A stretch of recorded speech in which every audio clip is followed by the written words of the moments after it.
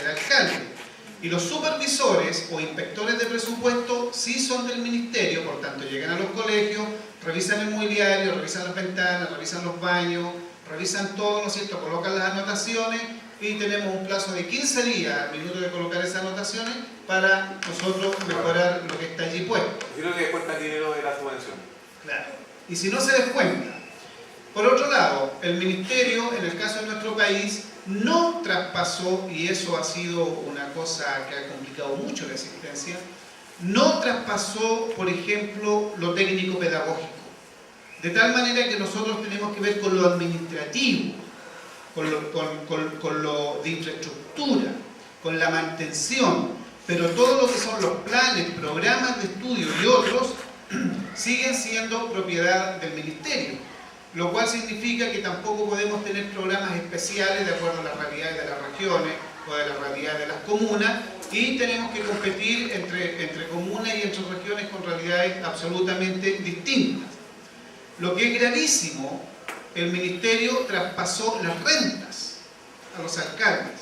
¿Y por qué digo que es gravísimo? Porque, como muy bien lo explicaba don Renato, la subvención que nosotros recibimos, que es la unidad por alumno, que se llama UCE, es fija.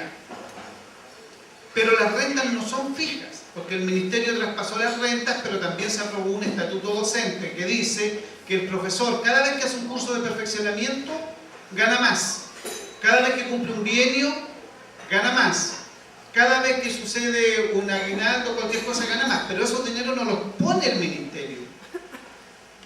Si ustedes hacen un cálculo muy a grosso modo, un docente en nuestro país puede ganar al término de su perfeccionamiento, que suma un total de 4.000 horas como máximo, puede ganar un 40% de su renta más. Pero eso no está incluido en la subvención. Y por eso se producen los déficits. Nosotros entendemos que hay comunas donde los déficits se producen por mala gestión, pero básicamente los déficits se producen por situaciones como esta. Ahora, la dependencia del profesor es un problema muy grave, porque ni el alcalde en su calidad de sostenedor, ni yo, que estoy a cargo del proceso educativo de mi comuna, si un profesor, y perdonen que sea tan duro en el ejemplo, pero si un profesor llega curado todos los días a clase, llega ebrio. Si un profesor llega atrasado todos los días, si un profesor se enferma. Nosotros tenemos profesores que desde que asumió en su último cargo don Renato no han trabajado nunca un día. Han estado permanentemente, no son la generalidad, pero sí son algunos. Han estado permanentemente enfermos. ¿Ya?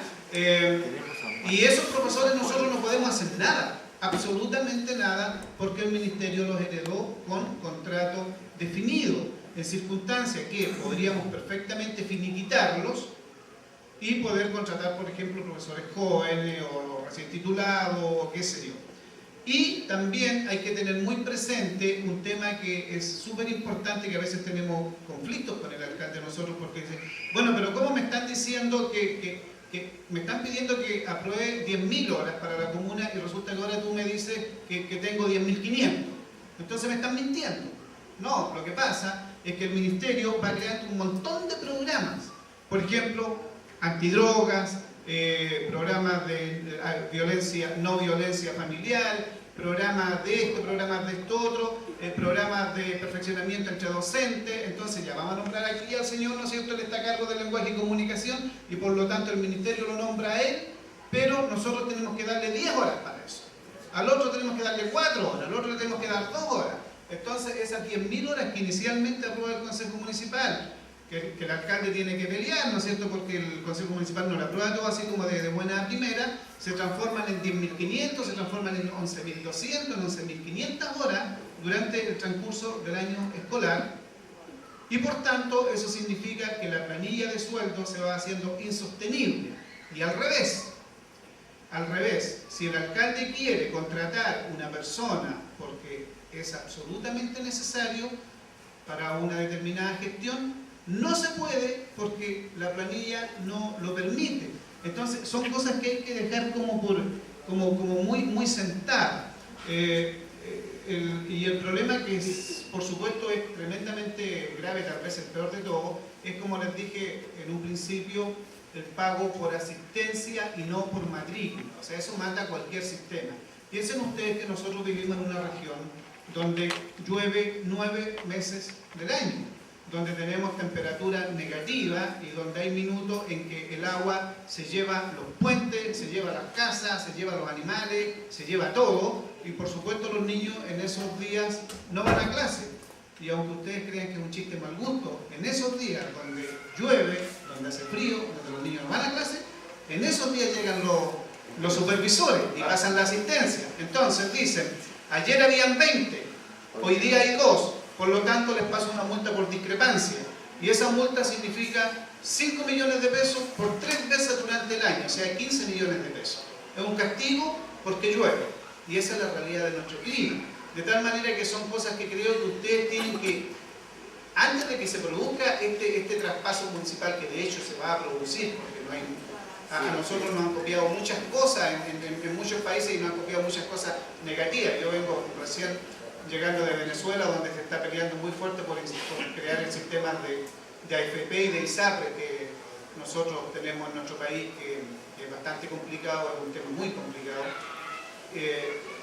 Y como le reitero, yo creo que es importantísimo que estas cosas, al menos si no se pueden solucionar, se dejen al menos claras. Porque el movimiento estudiantil que ustedes han visto en la televisión en nuestro país es una forma de reclamar contra algo que los alcaldes vienen reclamando desde el año 81, pero nadie lo ha inflado. Y que somos nosotros los culpables. Que los apoderados vienen reclamando, que los profesores, el colegio de profesores vienen reclamando. Ahora, además de heredar a los docentes, se hereda todo lo que son los no docentes, los auxiliares, los administrativos. Tampoco hay un pago especial por luz, por agua. Si nosotros hacemos una reflexión en un colegio, hoy día si nosotros hacemos un colegio nuevo o si mejoramos un colegio, significa que tenemos que tener calefacción central, porque no tenemos el clima de ustedes. Tenemos que tener calefacción central. La calefacción central en nuestro país es algo absolutamente disparatado, carísimo. Piensen ustedes que un litro de combustible en nuestro país vale prácticamente $1,50, un litro. Entonces es una cosa complicadísima y el ministerio dice, bueno, si ustedes no ponen calefacción central no pueden construir, ¿se fijan? Entonces es bueno planteárselo. Y por último contarles que, para quedarme callado, contarles que decirles que para mí es un gran orgullo acompañar a mi alcalde, porque él es una persona que es bastante activa y es muy humilde, entonces él se queda siempre como un poco atrás y no le gusta contar las cosas, y yo siempre lo echo al agua y le cuento. Pero a pesar del déficit, a pesar de los problemas que tiene nuestra comuna, nosotros en Lautaro tenemos 17 atletas rankeados, una o dos de esas niñas han participado en los campeonatos mundiales. De hecho, en este minuto una de esas niñas está en el campeonato mundial de atletismo en Caracas, representando a nuestro país. Tenemos una escuela de básquetbol fabulosa que participa en la LIPSUR, que es casi un nivel profesional. Tenemos un ballet municipal que es uno de los mejores ballets del sur de Chile.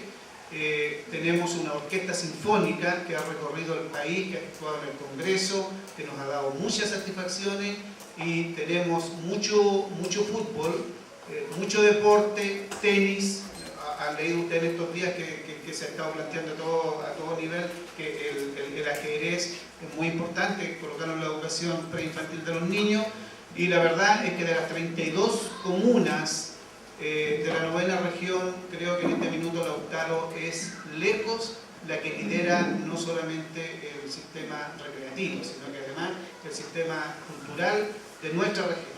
Pero obviamente que somos una ciudad que estamos a la sombra de una ciudad gigante que es la capital regional, y nosotros no salimos en el diario, no salimos en la prensa. Temuco, que es la capital regional, ellos, aunque salgan quinto, están en todos los titulares. Así que para mí, como les digo, es un orgullo acompañar al alcalde, porque realmente es una persona muy emprendedora, y no les quepa la menor duda que muchas de las cosas que hemos visto aquí, de hecho ya hemos conversado 2 o 3, nosotros igual las vamos a implementar allá, porque esa es la gracia que tiene el alcalde de Lautaro, que es bien patiperro, a veces lo pelan por eso, pero cada vez que sale a un lugar copia un par de cositas, y por eso es que Lautaro es lo que es, una ciudad súper.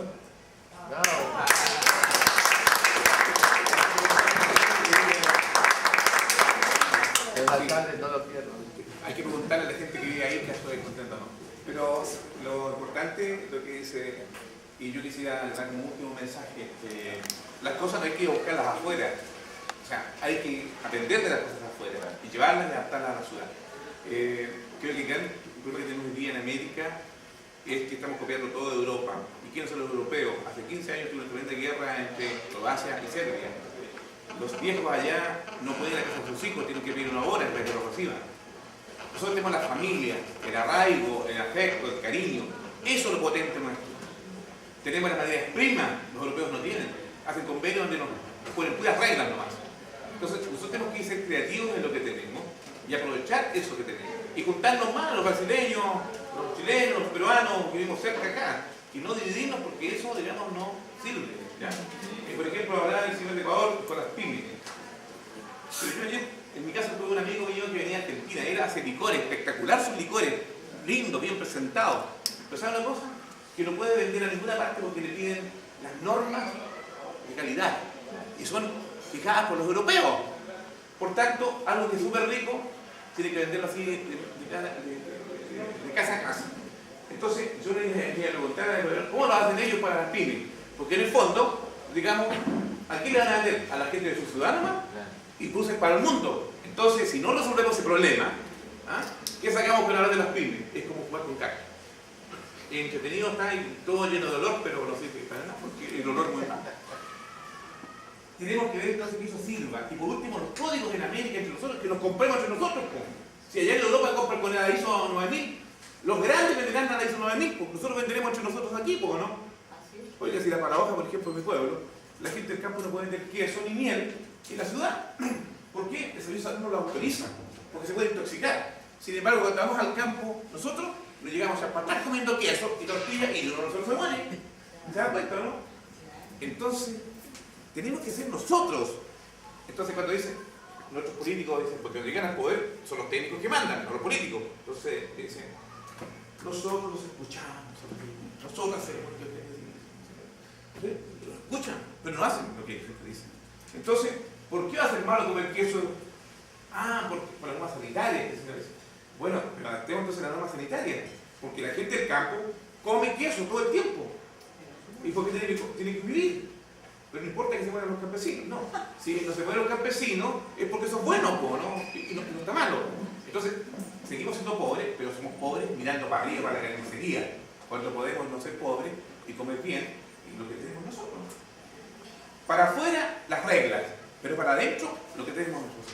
Si tenemos convenios en el Mercosur, en la CAN, ¿cierto? Todo esto, bueno, hagamos una convención que nosotros podamos desarrollar entre nosotros, ¿no? Y cuando vayamos a vender a los europeos, que son exquisitos, son finos, evidentemente que tendrán que ser las normas ISO 9000, la 18000, que es la última que han sacado, pero cuando vengan para allá para afuera, ¿no? Entonces, construyamos una sociedad más afectuosa, más inclusiva. Y lo otro, ¿saben ustedes que el 90% de las empresas que generan empleo son las microempresas? Y se llevan el 15 o el 20% de la plata, y el 10% de las empresas se llevan el 90%, 80% de la plata. Entonces, ¿quiénes dan más empleo? Las microempresas. ¿Pero quiénes se llevan la plata? Las grandes empresas. Entonces, hay una dicotomía. ¿Cómo se arregla eso? Terminando con la burocracia, haciendo los emprendimientos, ¿no es cierto? Entregando la confianza a la gente. Y para eso hay que creer en la gente. Pero para eso tenemos que creer de corazón en la gente, pues, decirlo y hacerlo. Nosotros en Chile tenemos el Banco del Estado, el Banco del Estado. Sin embargo, es el banco más especulador que tenemos. Entonces el Banco del Estado en Chile le presta plata a otros dueños de banco para que compren otro banco. Entonces, cuando ese banco compra, ¿ya? Después aplica políticas para recuperar su plata, prestada, y el banco que le prestó plata entra en crisis, porque como el Banco del Estado tiene buenos convenios colectivos con sus trabajadores, estos beneficios, empiezan a reducir personal, porque tiene que ser competitivo. Pero oye, si usted le pasa un palo a otro, mañana no se queje que te manden con el mismo palo por la cabeza, coño. Porque usted tiene la culpa de pasar el palo, ¿no? Entonces, así funcionamos. ¿Por qué? Porque muchas veces el amiguismo es el que funciona, ¿no? Entonces, decimos, la política no sirve para nada y los políticos no sirven para nada, ¿no? La política nunca va a morir, ojo, ni los partidos políticos van a morir. Van a cambiar la forma de hacer política. Y eso es lo que hay que cambiar. Si la gente dice que es política y le tiene miedo al pueblo, y le tiene miedo a la gente, esos políticos no sirven. Porque el político se nutre de la persona que lo apoyó. Pero no puede, pues, excluirlo. Entonces yo decía el otro día en un video que vi, la vez pasada acá, digo, vamos nosotros a la gente que vote por nosotros. Y votan por nosotros. Pero nosotros después nos vamos de ellos. Entonces, para evitar eso, los partidos tienen que crecer hacia abajo, en la base social. Pero no hay que hablar mal de la política, porque eso le sirve, ¿saben qué le sirve? A lo que controla todo. Entonces yo siempre defiendo eso, yo soy político, por 14 años. Entonces, ¿qué pasa? Los políticos son ladrones y corruptos. Y nos han pegado en la pura cabeza. Yo tengo 3 hijos, un profesional y mi mujer. Y que nadie compartir en su casa con un ladrón y corrupto en su casa. O son cómplices míos, ¿o no? ¿Qué información le estoy dando yo? Lo que pasa es otra cosa. Porque si yo digo que los políticos son corruptos, el médico roba al cliente, al paciente, no lo atiende. El profesor no hace clases, el público no atiende, porque como es un político que hace las leyes y todo eso es ladrón y corrupto, ninguno trabajamos bien. Y los compramos el cuento. Y el pueblo sigue. Entonces, ese es el tema que tenemos que nosotros sincerarlo. Tenemos que sincerar la política y a los políticos. Porque si no, el otro pueblo no va a tener liderazgo. El liderazgo siempre va a estar enrevesado, entrampado. Y llega a la política personas que vienen hablando de la política. Pero no han vivido la política. La política es dura, complicada. ¿Ya? Es un político, digamos, que llega arriba porque ha pasado una serie de chaquetas para ser alcalde, porque todo el mundo quiere ser alcalde, pero nadie quiere pasar por la elección. Y hay que pasar por la elección, que sea el pueblo que no lo identifique. Es buena idea, un montón de cosas, pero no quieren ganar hacia adelante. Entonces, cuidado, la política es digna. La política tiene un componente de entrega. Los políticos casi nunca mueren ricos. Los que mueren ricos son los que llegan a la política a hacerse ricos, pero eso no son políticos. Los dirigentes sociales, ¿quién les paga? Nadie les paga. A la primera cambio, en las elecciones, le sacan la multa de dirigentes sociales, porque no es funcional. Pasan las elecciones, vuelve. Y aquel que lo despreció, lo trae para acá. Porque él maneja y conoce su pueblo, conoce su gente, sabe cómo llegar. Entonces, ¿quién tiene que valorizar eso? La comunidad tiene que valorizar a su gente. Y pedir, participar. Yo mismo, como político, yo diría, en 2 campañas, la de celular y la de señora Bachelet, y pasan en mi comuna, donde han sacado el 25% de la señora Bachelet, y están los mismos que estuvieron antes ahí. Y yo que gané en mi comuna, y mi comuna ha ganado siempre que estaba yo ahí, porque no, mi comuna es de derecha en términos de la gente que vota, sin embargo, no me dan nada. Entonces estoy sorteando en la política, porque si yo gano mi gobierno, y yo tengo que estar esperando que los que sacan el 25% de los votos me dicten la pauta a mí. Y a la hora de los digo que hay que salir a la calle, ellos están escondidos. Entonces, de alguna manera, es la construcción del poder, porque eso es política. Y si no hay poder, no hay cambios. ¿Y por qué entonces los militares les va bien con el poder? Porque ellos no tienen los votos, tienen la fuerza. ¿Qué tenemos nosotros, los demócratas? Los votos. Esas son nuestras balas. La paciencia, la convicción en las cosas. Pero la política siempre está hecha por el poder. Y el poder lo tendrán los militares o lo tendrán los civiles, pero siempre va a ser poder. Va a cambiar la generación y la forma de hacer. Entonces nosotros no podemos creer que para hacer cambio lo vamos a hacer, digamos, si nos unimos